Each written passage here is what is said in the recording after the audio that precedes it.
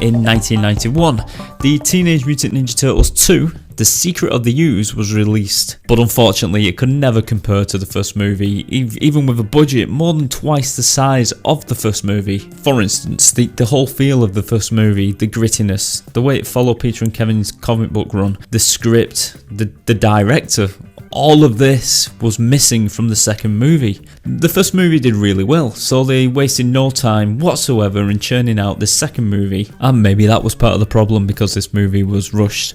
The visuals on the second film looked very clean and very colourful, but it didn't feel grounded in the real world like the first movie did. The costumes did not look as good as the first movie, they looked less real than the first movie, more colourful and more cartoon-like. Another problem with this movie was the violence. It had been extremely toned down a lot. In fact, all of the turtles had their weapons, but they never actually drew them. For instance, in a fight, they would rely now on kicks or punches. There was one scene where you saw Michelangelo fighting with a yo-yo, and you saw Donatello fighting with a foam toy. There was a scene where Raphael actually used his sai, but only to catch a pizza.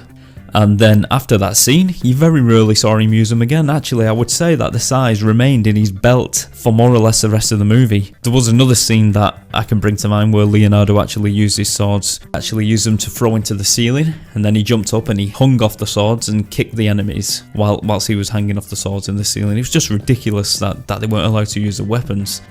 The movie's plot revolves around the Ooze that created the Turtles. Oh, and the Shredder. Shredder is back now, and it would seem that he survived, and now he's hell-bent on mutating his own creatures to fight the Turtles. But if you were hoping to see Bebop and Rocksteady in this movie, you're going to be disappointed. This film takes place 1 year after the events of the first one. This always frustrated me due to the scene where we see Shredder's hand burst through the garbage on the dump, and we discover that he survived. So does this mean that the Shredder had always been lying in the dump for a whole year? I mean, we see that the Turtles are now living with April in a new apartment since her last one was burnt down. Now, are we meant to believe that the Shredder has just arrived back from the dump, but the Turtles have settled down and April settled down in this new apartment, so it's been a year, and he's survived all this time in the dump? Another thing is, I always told myself that Shredder's return must have been a flashback to the same night he fell, as the foot had all arrived to the fallback spot, and Tatsu, Shredder's second in command, was still pissed about the Shredder's death in the scene that we see in the movie, which is depicted as being straight after the events of number one, although it doesn't match up. The timelines don't add up. I mean, you've got the Turtles who have been living with April for a year after the events of the last movie, and then you've got the Shredder and the Foot Clan meeting up at the dump directly after the events of the last movie. It just didn't make sense to me. I just put it all down to bad writing. Now, Jim Henson's workshop did come back for this movie, but as I said before, I don't think the look of the Turtles was quite right. This could be due to Henson's death. I'm not sure if his presence would have made a difference or not, but as he died just before the release of the first movie, and this film is actually a tribute to him. Another thing that was a disappointment was the absence of Judith Hoag as April O'Neil. Judith played April in the first movie, but in this movie she's replaced by Paige Turco. Paige was fine, she was a good April, but it's just a shame not to see the original actors come back. Now, apparently Judith wasn't invited back due to conflicts on the first movie. She didn't agree with the amount of violence in the movie. Casey Jones didn't appear at all in this, and this was probably due to Casey Jones being such a violent character in the first movie, so it was probably deemed unsuitable for kids in this toned down version. The actor who actually played the Shredder in the first movie didn't return either. This never actually bothered me as a child because Shredder's behind a mask, so you never really notice that.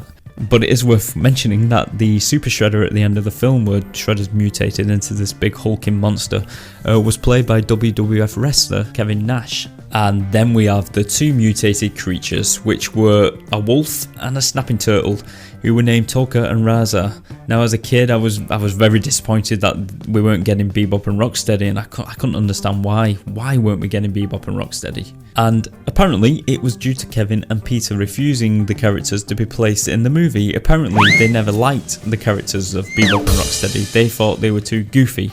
So Toka and Raza were created, which is baffling because these two creations were also equally as goofy, if you ask me. The two characters did later show up in the 1987 series, computer games, Turtles Forever movie, the comic books, and the 2012 series. This movie also saw the temporary departure of Corey Feldman, who did the voice of Donatello in the first movie. This was due to Corey being in rehab at the time, although he did return for Ninja Turtles 3.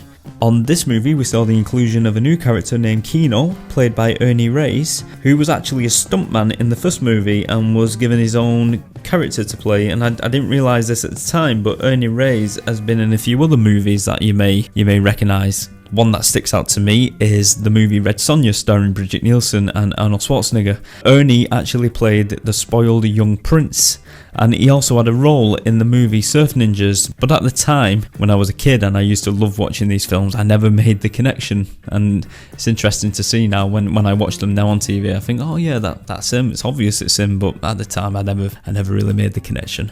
This movie also features Vanilla Ice at the end of the movie, when the turtles do a little dance routine whilst fighting. Apparently, one of the actors who played one of the turtles went over to give Vanilla Ice a hug in full costume because he was a big fan of Vanilla Ice and he wanted to just go over and just say hello and give him a hug for some reason. Unfortunately, he never got to give him a hug due to Vanilla Ice's bodyguards intervening, and they apparently shoved the actor, and then a small scuffle broke out on set. It's also worth mentioning that this movie was supposed to be part of a bigger story that would continue into the third film. Apparently this second movie was supposed to be more alien in theme.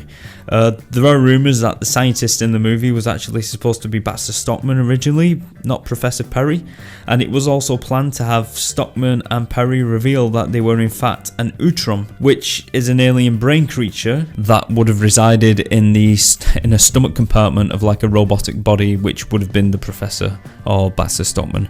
And it's worth mentioning that these Utroms were a lot like the character Krang in the 1987 series, but they featured a lot more heavily in the comic book, and they were actually a race rather than just one character alone. And apparently this wasn't included into the film because they didn't want the kids to get confused with the Utroms and Krang, which is, if you ask me, why didn't they just do Krang?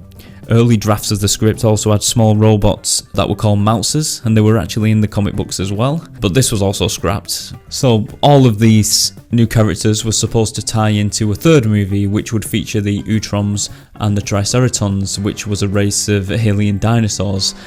They were probably abandoned due to time restraints and probably budget. The movie was rushed and made in just 1 year since the last, in fear that the franchise would fizzle out of popularity. And what I forgot to mention with the first movie was that Playmates produced no toys whatsoever for the release of the first movie because they believed that it was too violent and they refused to make action figures. However, that was not the case with this movie. Playmates made the figures that were different, better detailed, and instead of hard plastic, they were made from a kind of rubber material. Possibly another reason for the toned down violence of this movie was to purely sell more toys.